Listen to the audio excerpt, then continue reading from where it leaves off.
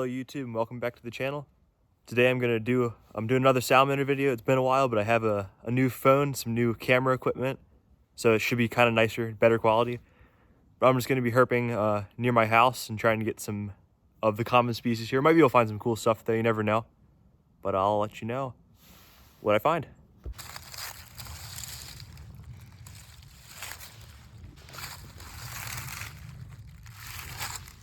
Alright, so here's the first herp of the day. This is a really nice little blue ridge two-line salamanders out on the crawl in this seepage.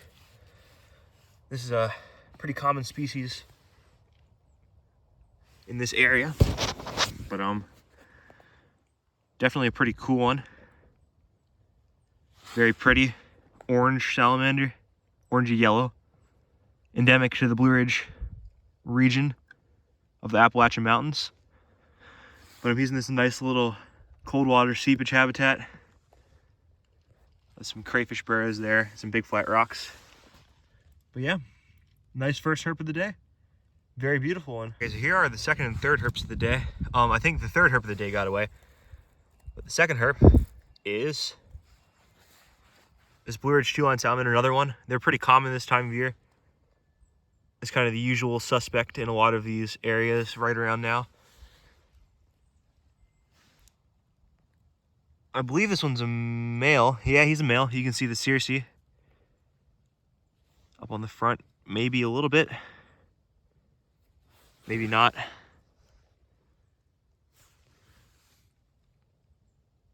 Yeah, but anyway, nice. And there's also a seal salamander down there, but he dipped. We will see plenty of seal salamanders today, so I'm not worried about that at all. Another Blue Ridge two-line salamander. This one is much nicer. This is a pretty large individual. This is a very nice one. See if I can get him under control. I think this is another male. Yep, this is another male. Beautiful species though. Probably my favorite Eurycia. Oh. Yeah. But I'm going to put this rock back and try to get a better look at it. Here's a little bit of a better look at this guy. Beautiful individual. And you can see this circe underneath his chin, I guess. But that indicates that he's a male, and this, I believe, is the time of year when they're looking to breed. So that makes sense as circe are pronounced, but this is a pretty nice one. Decent size for a two-line salamander, and very nice coloration. So I am going to put him back under his rock and leave him to it.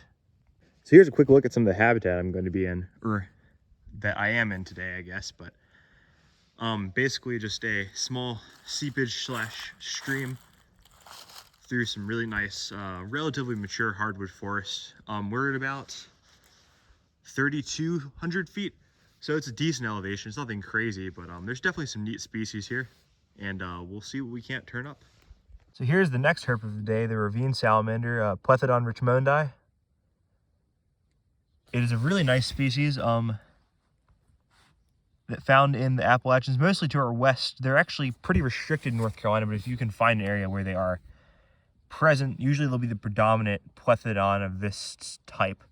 They're pretty closely related to redback salamanders and can often be mistaken for them, but they have a much bronzier coloration on the back, like a little bit of bronze gold flecking, and their belly pattern is also different. They also have a different number of costal grooves, but pretty cool one.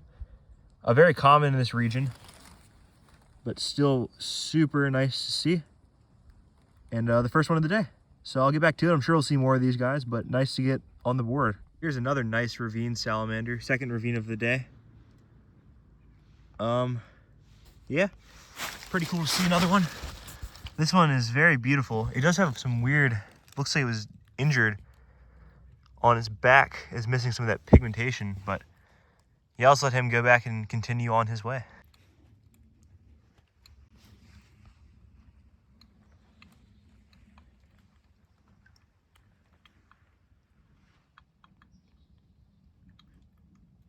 Just flip this rock, and there are quite a few two-line salamanders underneath here. They all kind of dip, but I'll see if I can grab a couple. So I was only able to recover this one, but still nice. What is this, like the 7th Blue Ridge two-line of the day? He's kind of going. There he goes. And yeah, now he's gone. But cool. Nice to see another one, I guess. I'll replace their cover object. I'm sure they'll find their way back if they want to. And continue on. Well, here's the first seal salamander I've gotten in hand for the day, which is pretty cool. This is a very small one. But these are the most predominant aquatic desmog, or mostly aquatic desmog. He just ran off my hand in this area. You still see a little bit of them there. But yeah, pretty cool. Hopefully I can get a larger one, but not gonna complain. Pretty nice. Well, this is pretty neat. Not a salamander, but still pretty neat. Spring water ecosystem specialist. This is a little mitten crayfish. I do not remember the scientific name. I think it's Cambaris something, but they're pretty common in this little watershed. So you can see very red crayfish. They share this habitat with dubious, Cambaris dubious, the upland burrowing crayfish, which is blue, so that's kind of neat to have red and blue crayfish, but yeah, neat. It's been kind of slow out here. A lot of little baby desmogs, mostly seal salamanders, and blue ridge 2 lines, but nothing much else. But yeah, this is a nice little addition to the day, I guess. Here's another little seal salamander, a little juvenile. Still no adults yet, but better than nothing, I guess. I guess he's gonna go down to that little hole. Yep, there he goes.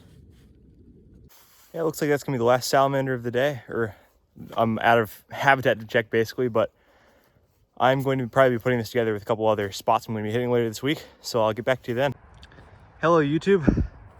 I am at an undisclosed location in the southern Appalachians, further south than I usually am in North Carolina, about 2 hours south from where I live. And I'm looking for a lifer, and I found it. Boom. Right there. This is a wonderful mole salamander. Underneath this log, beautiful. This is an amazing species. I was kind of not expecting to find one because it's super cold out right now. But there it is.